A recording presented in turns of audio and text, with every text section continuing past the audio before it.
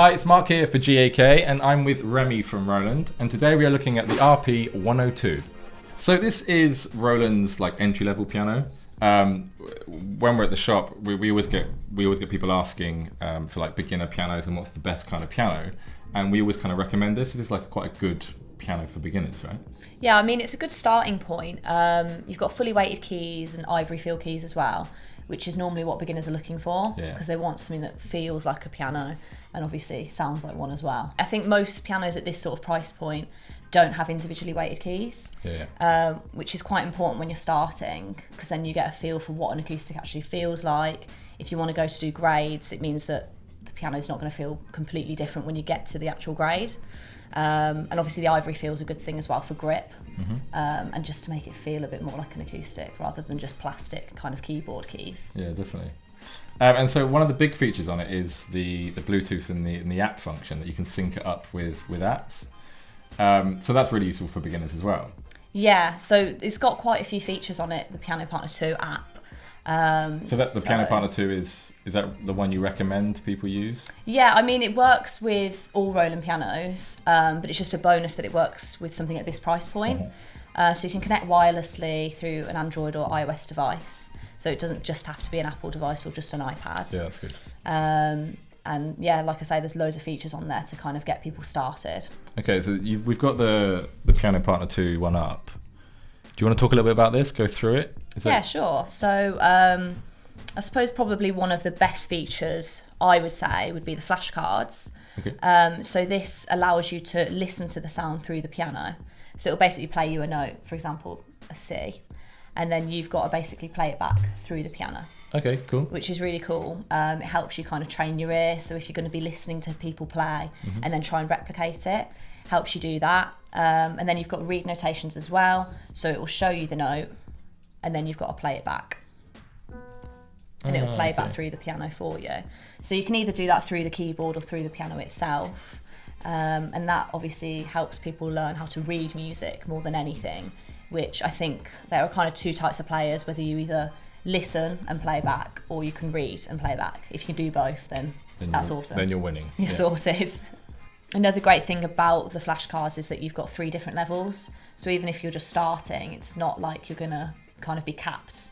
You've got different levels to kind of experiment with, and it scores you as well, so you can keep a track of how well you're doing. So it's got beginner, average and expert. So 3 of them. Nice.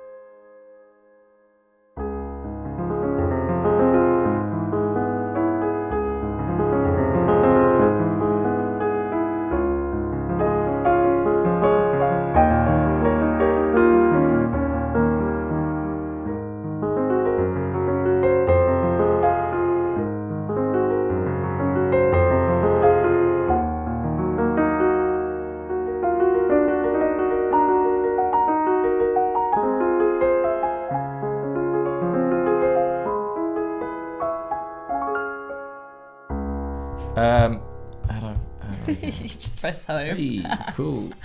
And so also another cool thing that I was looking at with the rhythms, which is really handy for people that want to practice playing with other musicians or backing tracks and stuff. And it's super versatile. You can change everything. How many beats has it got? So you've got 21, but you've got 2 different variations of each one. So essentially you've got 42. Okay. But that just means that if you're maybe performing, maybe you're playing in a bar or something, it means that you can switch it up. So you're not just stuck with one variation. Yeah. Okay. So the rhythms kind of help you get used to playing at a certain tempo, staying in time with people around you, and playing like with drums and a bass line as well.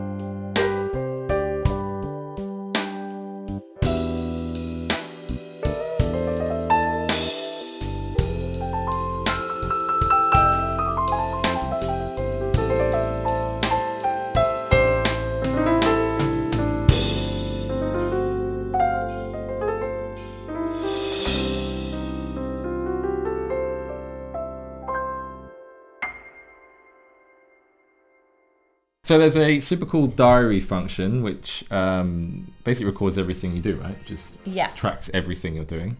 Yeah, so for people who are just starting, maybe don't have lessons yet, they can kind of see hourly, so what points of the time and day they played, how long they played for, what keys they're most likely to play as well. And it keeps the data for months and months on end. So if you want to go back and see kind of how far you've come since starting, it's quite nice to track your progress. Super useful. Then we've got song function. Yeah, so you've got loads of different songs in here. So listening, masterpieces, easy piano. So something that I find really useful is Hanons. So if you start lessons, one thing that your teacher's going to say is go out and buy a Hanon book. Yeah. Because it builds up your dexterity. Yeah. And they're super easy. They look difficult, but they're quite repetitive. So building up your dexterity, you've already got all of that sheet music there. So it prevents you from having to go out and buy loads of books when you're just starting. Yeah, it's just really good training and exactly. getting your fingers to do what you want them to do. And then the recorder function as well, which is very cool. Yeah, that's really good. So for example, when I first started, I'd learn one hand and then learn the other, and then you'd have to put them both together. Mm-hmm. So a good way to do that is to record one hand and then play the other hand over it while you're not playing the other. Which is what I used on my piano at home a lot, but now you can do it through the app, so it's a lot easier to do. Definitely. I mean, having something like this, I learned 15 years ago. Having something like this is so hands-on, so easy to use. Yeah, exactly. I wish I had this kind of technology. Yeah, this is what I mean. I feel like I would have done so much better if I had the flashcards. We'd both be experts. Exactly. We wouldn't be sitting here now.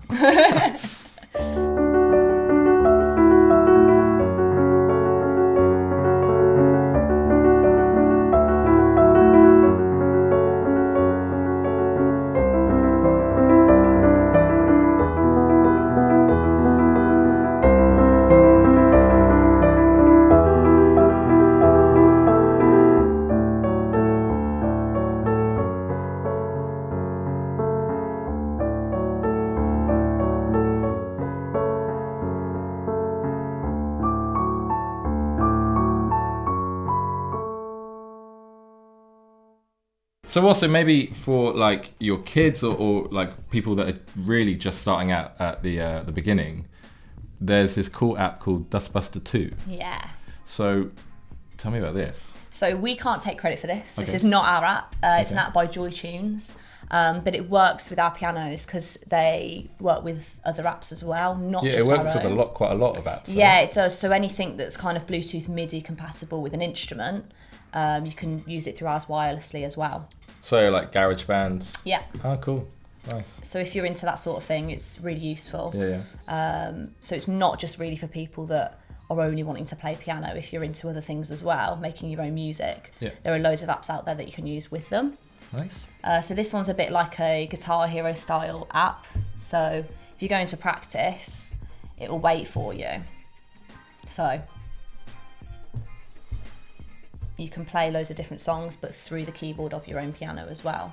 So you can use it when you're away from your piano, but it's nice to be able to play it through the sound of your own piano and have the feel there as well. So really great to get kids kind of off the usual games on their iPad. Yeah. Onto some actual helpful ones on the piano. Yeah, because I mean it's super interactive, and you know got the little fairy godmother. Or whatever. Yeah, swatting away all the dust. Yeah, it's cool. Yeah, and there's loads of different songs in there as well, so can't really get bored of it, really. Even some ABBA. Yeah. And who doesn't love ABBA? Exactly, and it's the Simpsons theme tune as well. Is it? Yeah, I don't even know that one, so I'm waiting to upgrade. So you're gonna learn the Simpsons theme tune? Yeah, for sure. So we had a customer come in quite recently, and he's been playing like acoustic pianos all of his life, and he was asking like, would this suit him? Like, what are the benefits from going digital? Like, would he hate it if he moved over to digital pianos? So, I mean, what do you think? Is this good for? Yeah, I mean, especially for the price point as well. I mean, first of all, the key action, like I said, individually weighted keys, you don't really get that nowadays on like these sort of price point pianos. So that's really important for acoustic players. The sound engine as well, although it's an acoustic sound engine because it's sampled from an acoustic. So you've still got those sort of acoustic sounds that come through. Yeah. And I mean, the benefits to playing a digital over an acoustic there's so many. So being able to use it with the apps for one gives you kind of endless possibilities. Whenever an app's updated, you basically get like an updated piano. Okay. Being able to play with headphones as well, that's a massive one, especially when you've got kids. And all round, they're kind of getting up there now, digital pianos. Yeah, I mean, I would say like they are so good now. Even kind of entry-level pianos are so good, and you do have the benefits of being able to wear headphones and not bother neighbours, So. Yeah, exactly. If you're living in a flat as well, something like this is perfect because it's not as big as an acoustic as well, and you can move them so much easier than you can definitely. Acoustic. So I think there's definitely more positives to playing one. So that was the Roland RP102. Have you played this piano? Do you want to play this piano? Let us know in the comments below. And if you've liked this video, then please give us a thumbs up. And if you want to see more videos like this, then please hit the subscribe button, and we shall see you very soon.